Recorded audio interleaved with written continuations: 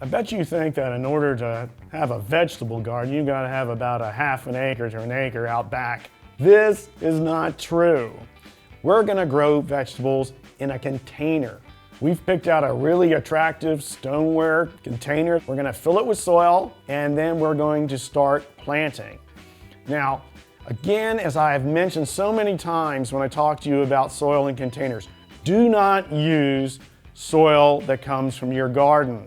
It's too heavy, it's got clay in it, and it may have diseases and insects. You want to use name brand bagged potting soil because it's sterile, it's not going to have diseases or insects, and it also drains very well. It's also lighter in weight, which means that if you ever wanted to pick up this container and move it around, you actually could without a forklift.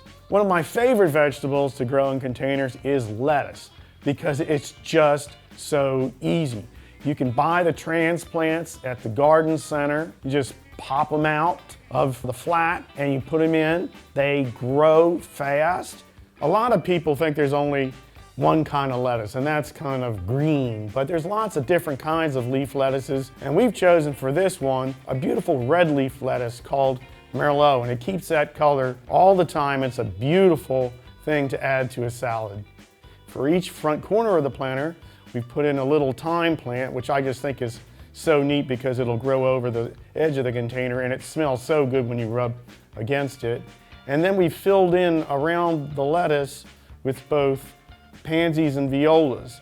Now, pansies and violas work very well with lettuce because they both enjoy cool weather, and believe it or not, pansies flowers are edible.